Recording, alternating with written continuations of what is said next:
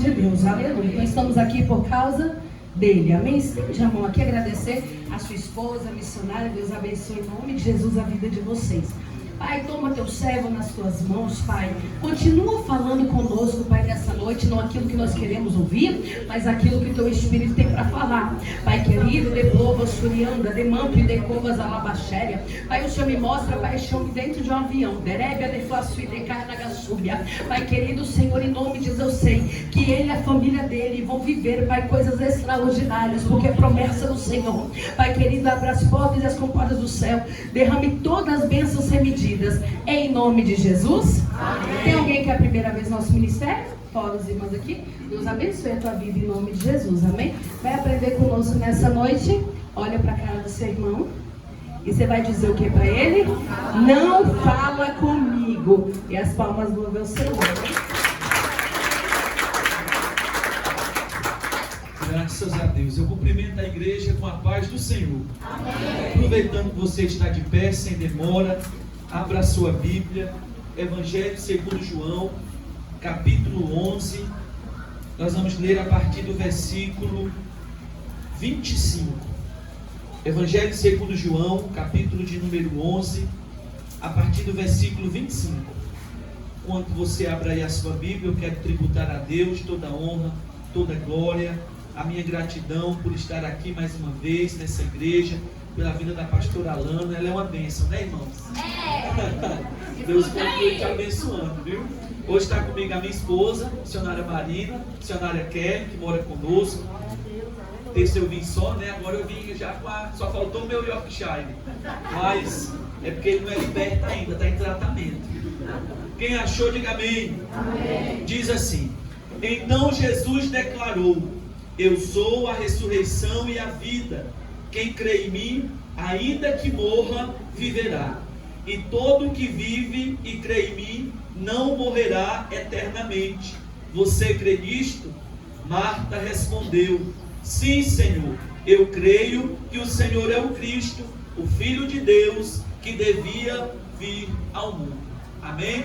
Tome o seu assento, em nome de Jesus. Eu estava vindo para cá e o Senhor me trouxe esse texto de João capítulo 11, especificamente o versículo de número 25, quando Jesus tem um encontro com Marta e Maria. Todos nós sabemos aqui dessa história, dessa família que Jesus amava muito, mas essa família que Jesus amava muito não estava imune aos problemas da vida, à enfermidade, às surpresas boas e ruins. E quando Jesus tem um encontro com Marta, Jesus ele vai contando coisas eternas a Marta. Ele vai dizendo: olha, o seu irmão há de ressuscitar. Eu sou a ressurreição e a vida. Quem crê em mim, ainda que esteja morto, vai voltar a viver. E Marta era uma crente que tinha ouvido muitas pregações da própria boca de Jesus, e ela entendia muito de teologia, e ela chega a dizer para Jesus assim: eu sei, Senhor, que o meu irmão vai ressuscitar na ressurreição dos últimos dias. Interessante que Jesus está falando com Marta algo que aconteceria agora, mas ela está pensando em algo no futuro. E aí eu vim debaixo desse texto e pensando sobre esse momento que nós estamos vivendo nessa semana. Todos nós cristãos estamos celebrando a Páscoa, e a Páscoa ela se divide em 3 momentos: na sexta-feira, no sábado e no domingo. E é muito disso que Jesus falou para Marta. Todos nós sabemos que na sexta-feira Jesus é entregue aos seus algozes e ele enfrenta a cruz. Ele é morto, ele é enterrado. Sábado é o sábado do silêncio, e o domingo, que é hoje, nós comemoramos o domingo da ressurreição. E aí eu quero começar pelo começo para nós chegarmos aonde eu quero. Quando nós lemos em Gênesis capítulo 1, o que a Bíblia diz? A Bíblia diz que a terra era sem forma e vazia, e o Espírito de Deus pairava sobre as águas.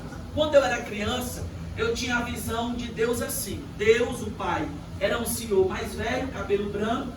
Jesus era o menino mais novo, e o Espírito Santo era aquele sorte do Power Ranger, aquela energia dentro daquele vidro. Quando eu comecei a estudar a Bíblia Sagrada, eu descobri que tudo isso é engano. Todos são 1 e 3 ao mesmo tempo. E os teólogos vão dizer, porque a Bíblia afirma isso, que os 3 têm uma forma. Se nós lermos a Bíblia Sagrada, nós vamos ver Deus falando, Deus vendo, o braço de Deus. Se Deus vê, se Deus fala, se Deus anda, se Deus estende a mão, é porque Deus tem uma forma. Então é complexo, mas são 3 em 1, 1 em 3. A terra é sem forma e vazia, o Espírito de Deus paira sobre as águas. Olha que visão, um caos total, só tem água e a terra vazia. Mas eles se reúnem, fazem uma reunião e decidem criar do nada tudo. Olha que coisa tremenda. Vamos fazer o quê? Um lugar de delícia. Jardim do Éden significa lugar de delícia. E ele começa a criar, e eu acho tremendo, porque Deus não coloca a mão na massa, ele só fala. Deus não precisa tocar em nada para criar. O texto diz que eles decidem e Deus começa a oralizar. Haja, haja, haja, haja, haja. E o cara teve que se virar para criar. É isso aí. Aí tem gente que fica esperando Deus mover. Deus fala, não, irmão, nós só precisamos de um haja da boca de Deus. O nada tem que dar conta. Houve separação entre dia e noite, entre água e terra. O mar teve que dar peixe. Por quê? Porque a boca de Deus falou. Aí Deus cria um lugar de delícia, que é o Jardim do Éden. Tudo isso para quê? Porque o único objetivo de Deus era criar o homem, porque Deus queria se revelar ao homem. Aleluia. Consegue notar isso aí? Deus queria se revelar, por isso ele decidiu criar o homem. Pega um barro, faz um boneco, é um boneco com forma. Nós somos imagem e semelhança de Deus, não só na inteligência e no sentimento. Nós somos imagem e semelhança de Deus também no corpo físico. Tem um boneco ali que se parece com Deus, mas não tem vida. Deus vai soprar nas narinas desse boneco e Deus vai colocar uma partícula dele dentro desse boneco, que se chama vida. Tudo em nós aqui é mentira. A única verdade que existe em nós é o Espírito que é dado por Deus. Ou seja, nós somos um Espírito que precisa de um corpo para se manifestar. Mas quando esse corpo cair, a única parte verdadeira em nós que vai permanecer para sempre é o nosso espírito, porque ele veio do alto. Aí Deus cria esse homem, dá o nome dele de Adão. Você sabe da história. Vê que ele está só, cria uma coadjutora, uma auxiliadora, e agora vai ter uma família completa nesse lugar de delícia, que Deus todo dia vai descer ao cair da tarde para caminhar com Adão e para caminhar com Eva. Tem um teólogo que vai dizer do século XX que não tinha culto, e não tinha mesmo não. Não tinha uma harpa como nós temos, não tinha uma Bíblia como nós temos, não tem instrumento musical naquela época. E sabe qual era o culto naquela época? Deus pegar na mão de Adão, Deus pegar na mão de Eva e caminhar com eles no jardim. Você consegue visualizar isso aí?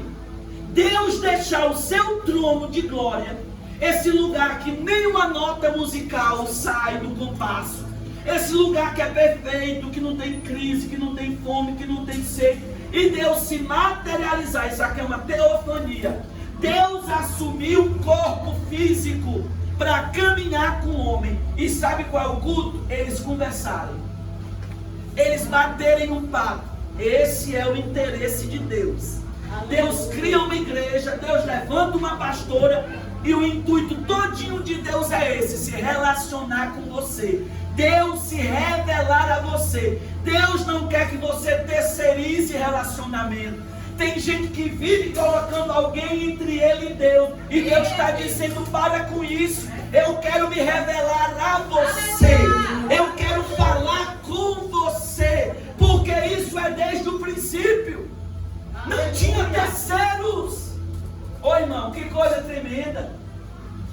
C.W. Lewis vai dizer que existia uma harpa no pulmão do homem. Toda vez que o homem, era um hino que subia até as narinas de Deus.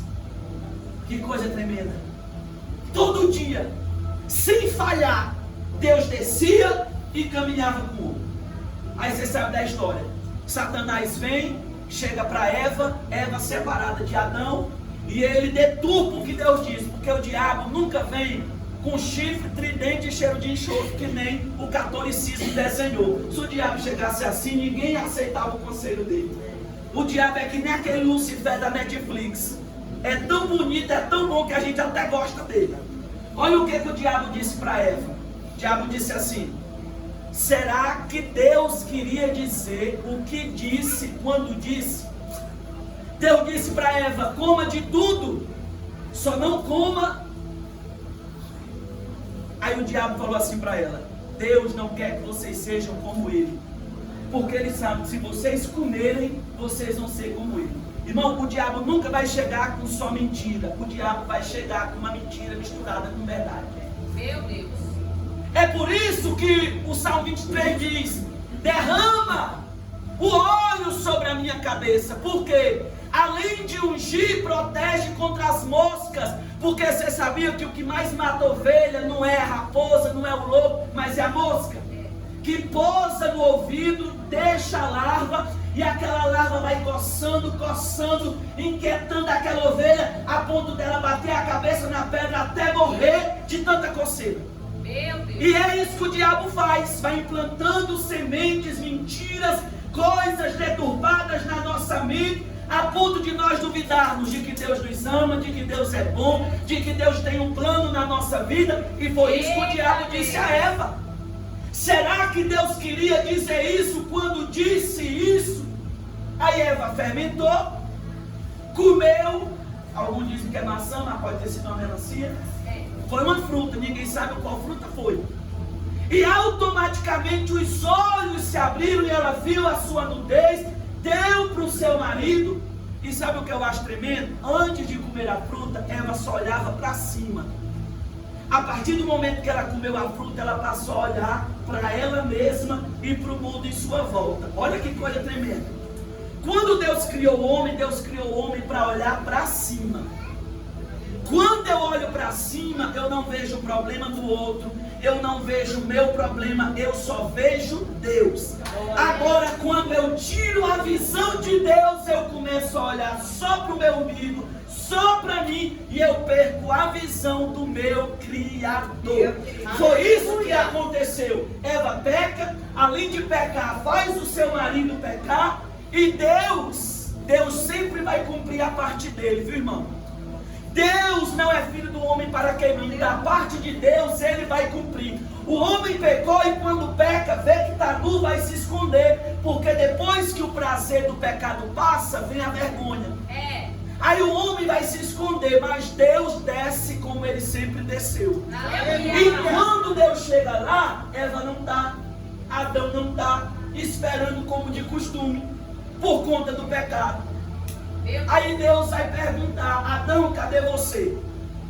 Eva, cadê você? Isso dá um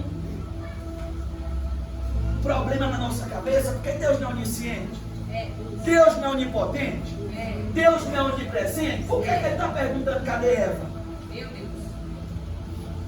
Deus não pergunta porque não sabe.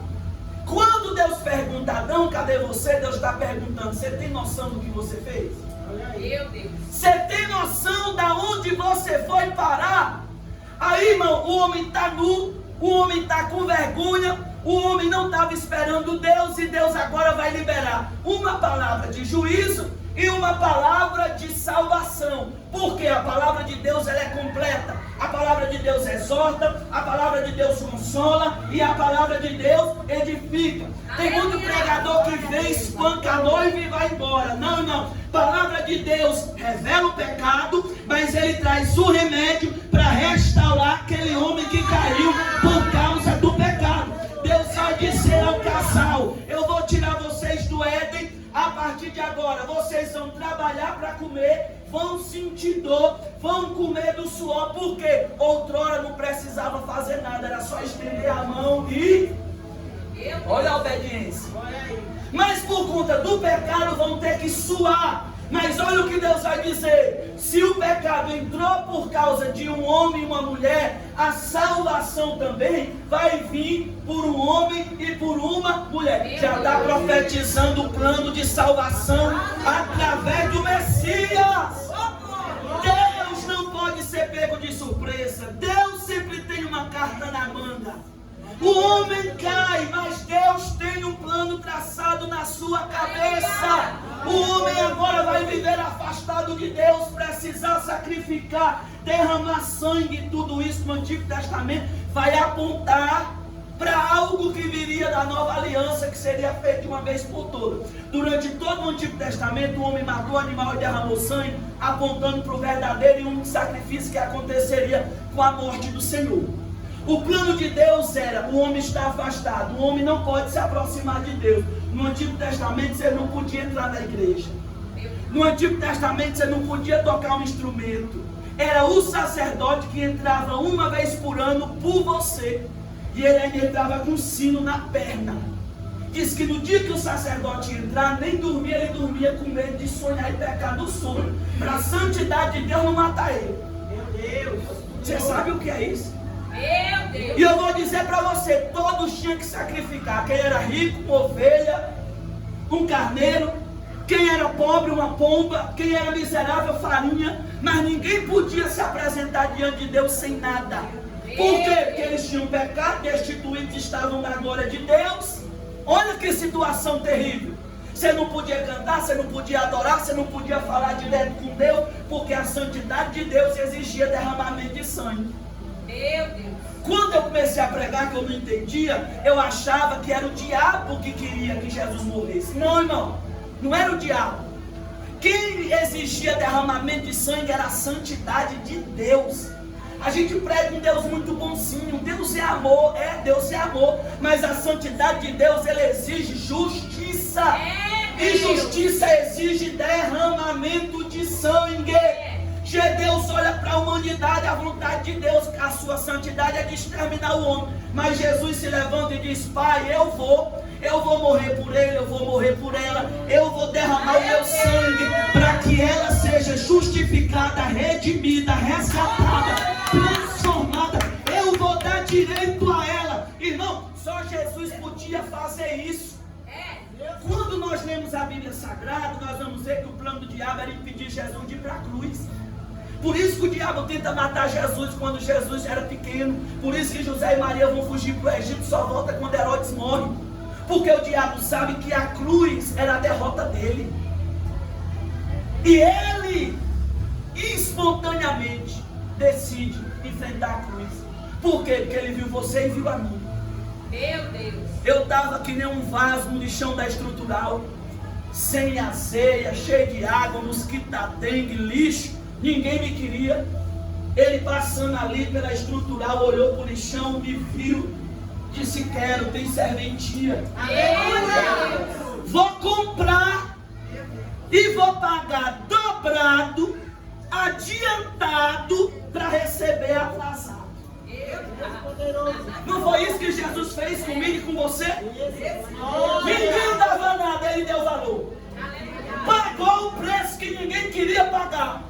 Pagou dobrado, adiantado, porque Paulo vai dizer que ele não esperou eu e você melhorar. Ainda no pecado ele me amou e ele com cordas de amor me atraiu. Jesus morreu por você, você ainda no pecado, para quando você ouvisse da Escritura Sagrada, o amor dele te constrangesse e te fizesse crer e aceitar pela fé mediante a graça.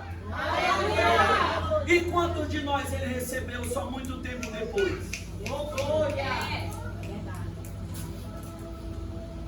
Aí, irmão, sexta-feira, muita gente prega por aí que Jesus foi morto. Não.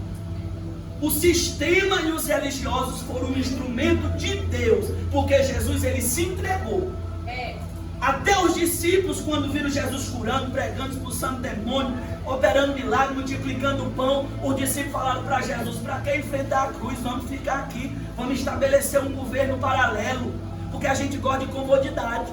Quando a gente está vendo que o negócio está bom, para quê? Vamos amarrar o nosso burro aqui e ficar por aqui mesmo. Mas Jesus, ele tinha uma visão completa. ele sabia quem ele era, ele sabia aonde ele estava e ele sabia aonde ele deveria chegar. Se Jesus não estivesse enfrentado a cruz, eu e você não estaríamos aqui. Se Jesus não estivesse enfrentado a cruz, até hoje nós estaríamos sacrificando ovelha, bode, pombo, farinha. Mas Jesus não, ele tem uma visão, ele sabe quem ele é, e ele sabe do projeto de Deus, e Jesus está preocupado em cumprir toda a vontade de Deus. É por isso que Jesus, ele vai se entregar. É tanto que quando o discípulo chega e quer usar a espada, ele diz: guarda a espada, porque se eu quisesse, eu dava uma ordem, meu pai enviava legiões, mais de 6.000 anjos para destruir tudo isso aqui. Ninguém consegue deter o Filho do Homem, o Filho de Deus. Eu estou me entregando porque esse é o projeto. E ele, como uma ovelha muda, enfrentou os seus algozes. Ele mesmo foi até o matadouro. Sabe por quê? Ele tinha na sua mente a mim e a você. Aleluia! Maico, Pedro, João, Ana.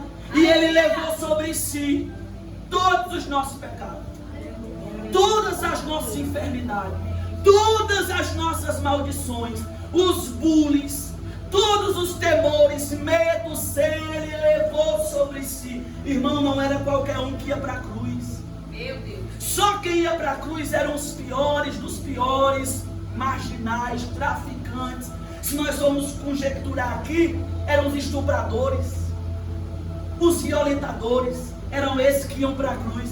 E Jesus se fez maldito por mim e por você. Nós precisamos voltar a pregar sobre a cruz. Nós precisamos voltar a pregar sobre a obra que Cristo fez. Sabe por quê? Tem muito crente, irmão, vivendo de forma medíocre, buscando coisinhas fúteis, buscando apenas um carro, uma casa, um casamento, se esquecendo que o maior ato já foi efetuado na cruz, quando ele pendurado olhou e disse: Tetelestai. Ele disse: está consumado, está pago. Oh, irmão, existiu uma sentença de morte com o meu nome e o teu nome na mesa do diabo. O diabo dizia: ele é meu. O diabo dizia: ela é minha. Na cruz ele disse: Tetelestai. Ele pega aquela cédula de morte e ele rasga. Você pode levantar a sua mão. Você pode dizer: obrigado, Jesus, porque eu fui salvo. O preço foi pago e custou caro. Aleluia! Aleluia! Ele disse: eu paguei um grande preço por você. Pare de querer viver de aluguel no coração dos outros. Meu Deus! Se valoriza! Eu rasguei a cédula de morte e coloquei o seu nome na palma da minha mão para não me esquecer de você. Oh, na sexta-feira ele se entrega, sexta-feira de sofrimento. Nós que somos cristãos evangélicos temos que olhar para a sexta-feira como um aprendizado. Antigamente, né, não varria a casa, não tomava banho. Quem lembra disso? Não comia nada, era só coisa amarga. Esse povo que gosta de se martirizar, é masoquista, né? Nós precisamos agora, que temos a revelação da palavra, olhar para a sexta-feira e aprender a sofrer como Jesus sofreu. Jesus, ele é tão chique que até no sofrimento ele passa o sofrimento com qualidade. E nós que somos seguidores de Jesus precisamos também sofrer com qualidade. Jesus, ele está sofrendo porque ele tem consciência de que aquele sofrimento vai resultar em algo maior e melhor. Meu Deus! Sempre que nós sofrermos, nós temos duas opções: se vitimizar ou sofrer com essa perspectiva que Deus não permite nada na vida dos seus filhos se não for para colocar algo maior e melhor no lugar. O sofrimento, ele é pedagógico. Por isso que você precisa virar a chave e sair dessa vidinha. Eu conheço um cliente que é assim, desde 2015. Como é que você está, Vaz? Estou na prova. 2006, como é que você está, Vaz? Estou na prova. 2007, pronto. 2008, 2009, 2010, 2023. E nunca muda. Tem alguma coisa errada. Irmão, deserto não é para sempre. Deserto não é lugar de morada. Deserto é lugar de passagem. Sabe qual é o problema? Tem muita gente que já não deixa de molho no deserto porque não está aprendendo. Ele fica, por quê? Por quê? Por quê? Em vez de perguntar para quê? E aprender e sai logo. Eita! Vira para quem está do teu lado e diga para ele, ou tu aprende ou vai ficar de molho. Tem coisa que é para durar uma semana, mas pode durar anos se tu não aprender. Todo sofrimento na nossa vida, ele é pedagógico. Eu sempre digo, o crente não morre de véspera, crente só morre no dia. O ímpio não, o ímpio sai daqui, bate o carro e morre. Mas crente não, crente tem data. Meu Deus! Você está entendendo? O ímpio sofre à toa, o crente não. Eita! Por isso que Paulo vai dizer, essa leve e momentânea tribulação não pode se comparar com o peso da glória que está preparada. Paulo enfrentou. Paulo, o Senhor vai dando glória. Glória a Deus! Aleluia! Paulo enfrentou naufrágio. Paulo enfrentou prisão. Paulo enfrentou açoite, picada de cobra. Aí ele olha para tudo isso e ele diz assim, isso é leve. Meu Deus! Isso é pequeno. Meu Deus! Comparado com o que o Pai preparou. Aí olha o que ele pensa, eu tenho que passar. Por quê? Isso que eu estou passando, eu vou. Sabe aquele jogo do Mario Bros? Que você vai passando de série? Eu vou dizer para você, os demônios que você venceu em 2022, você não vai ver mais. Aleluia! Você vai ver outros. Mas eles não. Porque cada nível de guerra te eleva a um novo nível. Eita! Aleluia! É dessa forma que nós devemos enfrentar. Jesus vai para a cruz, mas Jesus vai para a cruz feliz. Por quê? Ele está dizendo, eu vou para a cruz como unigênito. Mas eu não vou voltar como unigênito, e sim como primogênito. Antigamente, antes da cruz, ele era o único. Depois da cruz, ele é o primeiro de muitos. Meu Deus! Aleluia! Você está entendendo o que é isso aqui? Ele está dizendo, antes da cruz, eu sou o sumo sacerdote. Depois da cruz, eu sou o primeiro. Mas eu vou levantar outros sacerdotes que entrarão com confiança no trono da graça, que oferecerão seu sacrifício, que não terão medo da santidade de Deus, porque eles são lavados pelo sangue. Quando Deus olhar para eles, ele vai ver o meu sangue e ele vai receber a adoração perfeita deles mediante o sacrifício da cruz. Sexta do sofrimento. Todos nós enfrentamos sofrimento. Talvez eu estou pregando aqui para pessoas que estão sofrendo. Deixa eu dizer para você, aguenta firme. Isso tem um tempo determinado, isso não é para sempre. Vai passar. Sofra procurando extrair aprendizado. Eu pregando uma vez para mulheres, eu disse, ou você se vitimiza, ou você aprende com a situação. Você foi vítima de abuso, de violência. Respire. Você escapou. Você está aqui. Jesus te sustenta. Você está entendendo? Para de excesso de passado e excesso de futuro. Enquanto você dormia, Deus trabalhou e te deu hoje como presente e disse, usufrua, viva. Meu Deus! Aleluia! Sábado do silêncio. Jesus é morto na sexta-feira, foi sepultado. Entre o domingo e a sexta-feira tem o sábado do silêncio. Irmão, a pior prova que eu acho para mim é a prova do silêncio. Quando você pega a argila para fazer o barro, você amassa, você molha, você passa o rolo, dói, é difícil. manda pro fogo, o fogo dói. Mas o pior processo não é esse. Sabe qual é o pior processo do vaso? É quando ele está pronto, passa o verniz dele e põe na salinha da espera. Porque lá ele não sabe quando vai sair. E sabe o que é pior? Vem um vento, poeira, teia de aranha. Quem aqui já enfrentou uma prova buscando a resposta de Deus? Você vai para um culto, Deus fala até com as portas e pula você. Irmão, o silêncio de Deus nos consome. O silêncio de Deus nos corrói. Imagina os discípulos, irmãos. Homens e mulheres que deixaram tudo para seguir a Jesus. Uns eram pescadores, Lucas era médico. As mulheres, cada uma tinha a sua função. E todos deixaram muita coisa para seguir o mestre. E agora esse mestre que eles deram a vida por ele está sepultado. Meu Deus. E o povo lá fora olhando para eles, perguntando: e aí, cadê Jesus? E eles em crise de identidade, crise ministerial, trancafiados. E com um agravante, eles não tinham lembrado do que Jesus disse.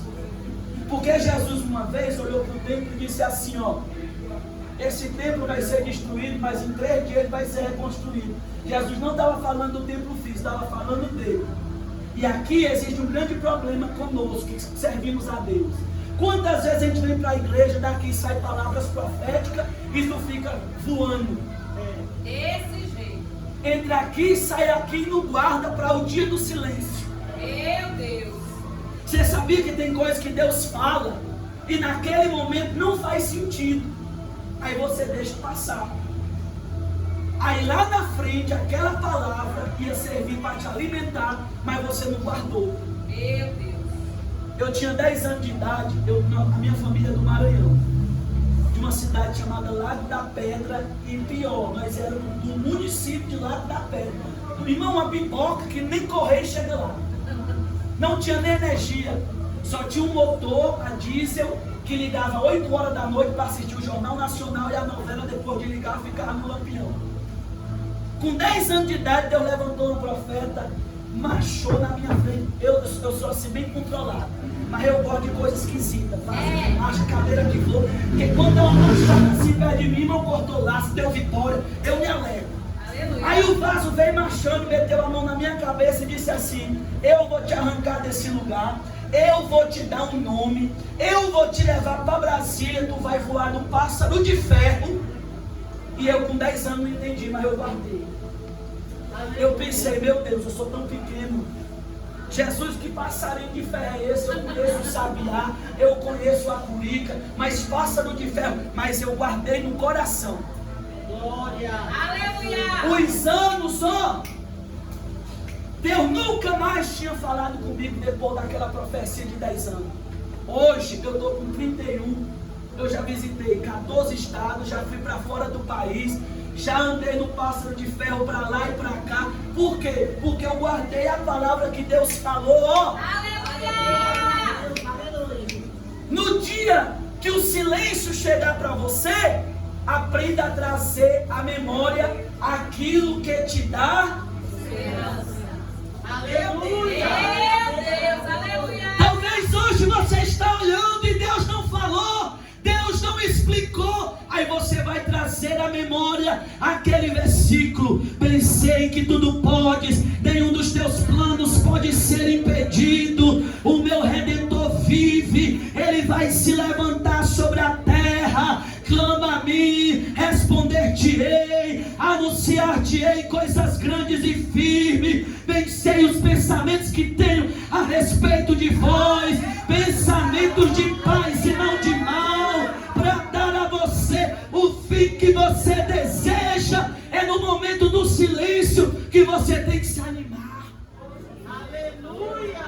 Se alimentar daquilo que a boca de Deus diz. Meu Deus, é forte. O silêncio nos mata, mas Deus vai nos dando pistas. É verdade. E sabe qual é a diferença, irmão? O descrente murmura, reclama, amaldiçoa. O justo adora. Meu Deus. Diga para quem está do seu lado: Deus não ouve murmuração, Deus só ouve adoração. quem você é, a mulher de Jó ou Jó? A mulher acostumada só com o bem bom disse: amaldiçoa o teu Deus. É forte. Jó disse: eu não tinha nada, ele me deu tudo. Meu Deus. Ele também pode tirar, porque eu não tenho nada, é tudo emprestado. Até o fôlego de vida, a mulher acostumada com Luiz Vuitton, Eita. Mônica Sanches. Aí Jó, irmão, nós temos que aprender a ter e a não ter. Meu Deus. Quem é crente tem que ter estrutura. Tem dia que rola um coco bambu, tem dia que rola mesmo um mexidão. E você tem que aprender a estar em cima e a estar embaixo. Para de ser aquelas baterias de celular antiga que incha. É bom ser pequeno, porque o pequeno cabe em todo lugar. Eu gosto de ser pequeno, porque aonde eu chego eu caio. Aí Jó diz: eu não tinha. Eu merecia juízo, condenação e fogo eterno. Tudo que eu tenho é pela graça e pela misericórdia. Tudo é dele. Se ele quiser dar, ele dá. Se ele quer tirar, ele tira. Aí Jó só levanta a mão e adora. Bendito seja o nome do Senhor. Bendito seja o nome do Senhor.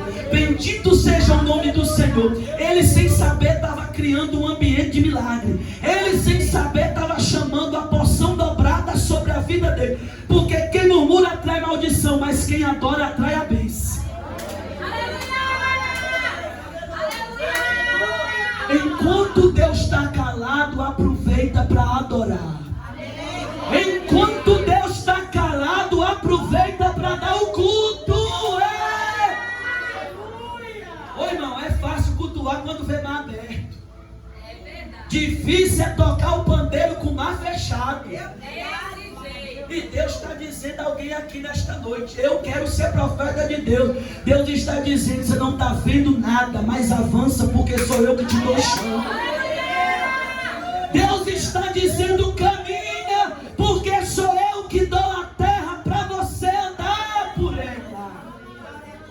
Meu Deus. Os discípulos estão trancados no sábado, com medo de tudo. E tem muita gente lá fora assim, vivendo só a sexta-feira ou vivendo só o sábado. Nós cristãos somos chamados, os verdadeiros cristãos é chamado para viver os 3 momentos. Sofrer com quem sofre, ficar em silêncio quando precisa, mas com essa visão que nada é eterno é só Deus. Assim como tem a sexta-feira do sofrimento, assim como tem o sábado do silêncio, tem um domingo. Meu Deus, aleluia. Ó, o domingo foi raiando, mandando embora o sábado. Irmão, eu sou uma pessoa que eu tenho muita esperança. E a minha oração nessa noite é para que Deus te batize com esperança. Porque nada e nem ninguém pode derrotar uma pessoa esperançosa. Isso eu aprendi com a minha avó. Crente chora e ora, mas só conta a vitória. Pega na mão desse crente.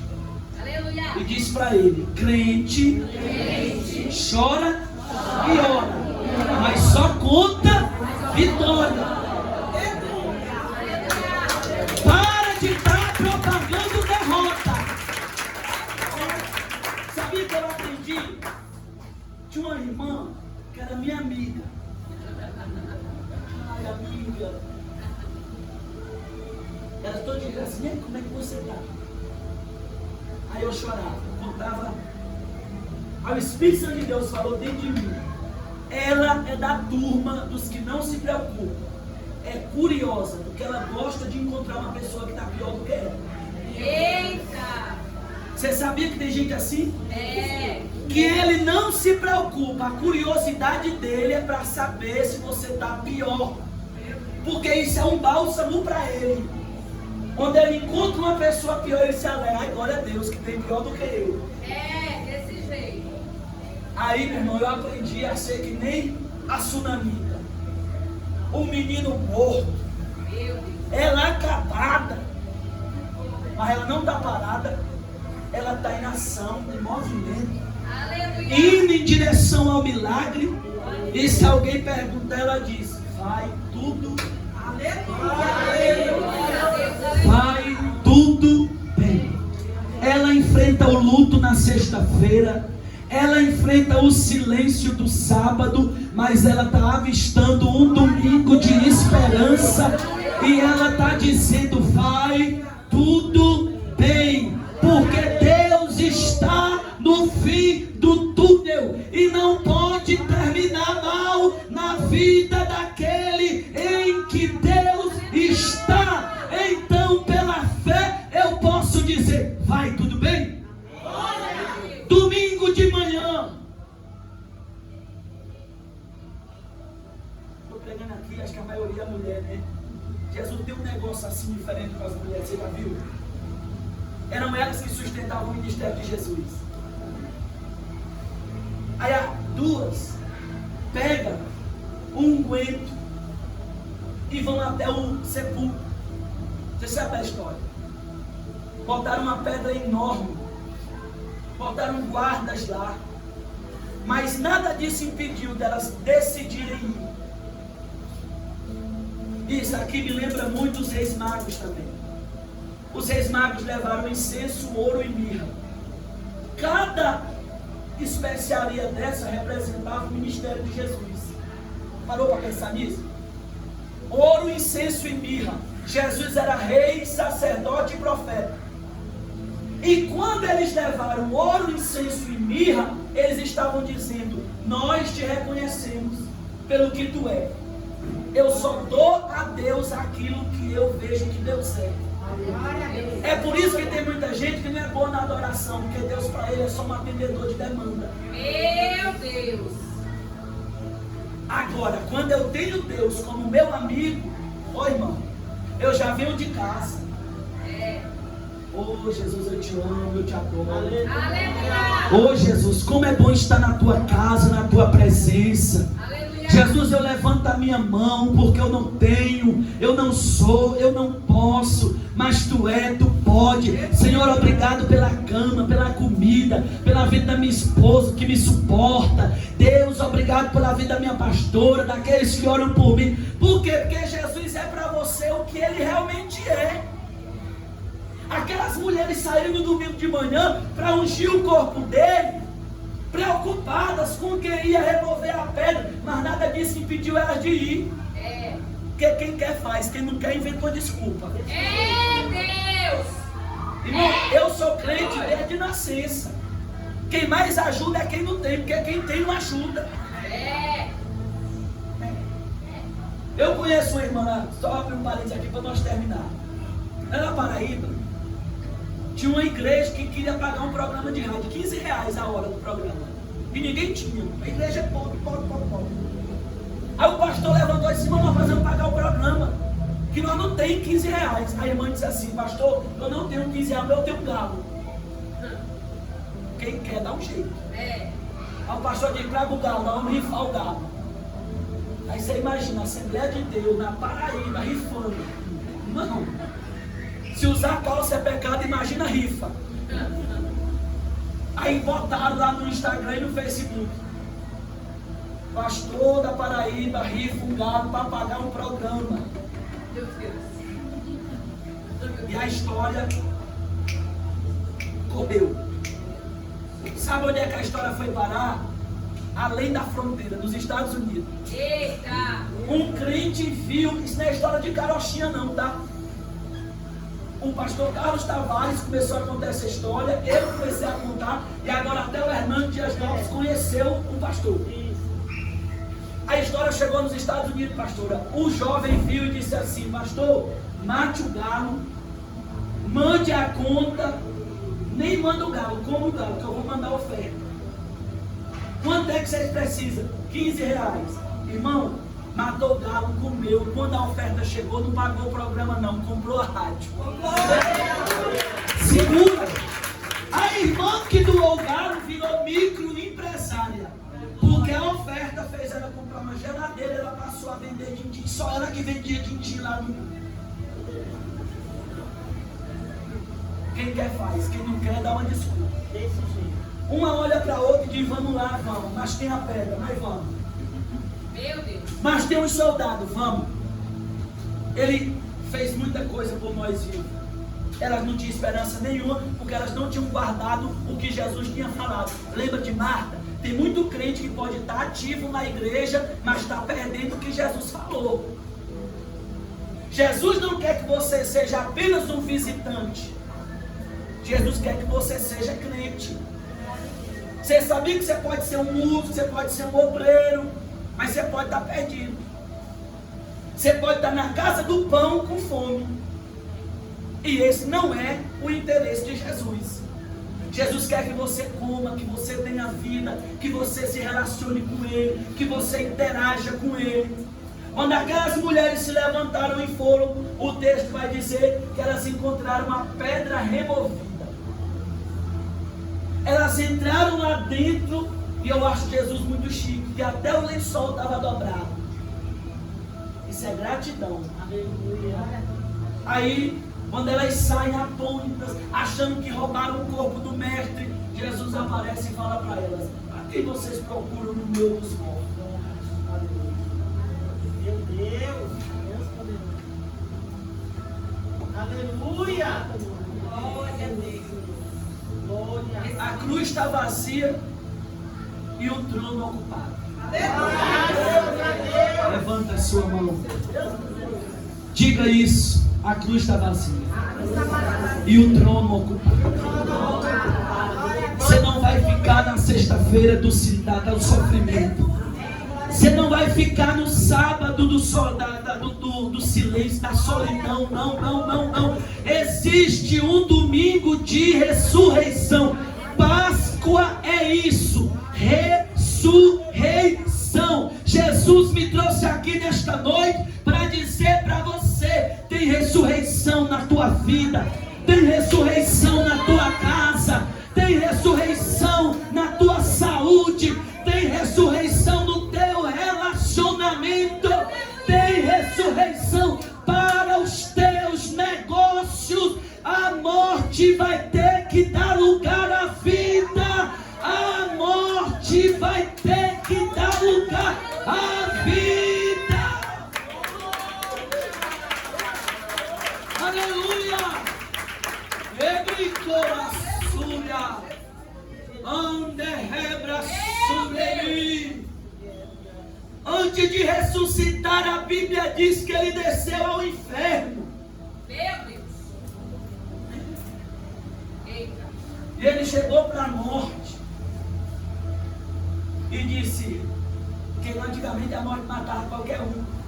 Depois que ele enfrentou a cruz, ele disse: onde é que está o teu aguilhão? Perde as forças. Aleluia. Olhou para o diabo e disse: me dá a chave. Meu Deus. E o que tem de crente dando tudo para o diabo não tem nada, nem a chave da casa dele. Que Jesus disse: me dê a chave. Aleluia. Jesus ainda pregou para os espíritos aprisionados. Irmão, Jesus deu um culto no inferno. Glória. E tem gente que ainda acha que Jesus... Irmão, Jesus não pede licença para entrar, não. Jesus entra em terreiro de macumba, Jesus entra em motel, Jesus entra em bar. Jesus não pede licença, ele só... Eita glória! Alabarassura! Anderebrimita! Meu Deus! Alabarai rederemi! E Jesus diz às mulheres: anunciai que eu não estou morto, mas ressuscitei. E aquelas mulheres começam a propagar: ele vive, ele vive, ele vive, ele vive, ele vive. Alguém não crê, mas elas anunciam: eu vi, ele vive. E Jesus está dizendo aqui para nós esta noite: anuncia que eu vivo estou, anuncia que eu estou vivo. Ei, diga que eu ressuscitei. A cruz está vazia, mas o trono está ocupado. Glória! Fica de pé em nome de Jesus. Oh, maravilha! Viva o domingo da ressurreição todo dia da sua vida. Eu não sei o que é que você precisa que ele ressuscite aí, mas ele está aqui. Graças a Deus. Dizendo à morte: bata em retirada. Aleluia. Ele está dando ordem ao mal que tem perseguido você. Recue.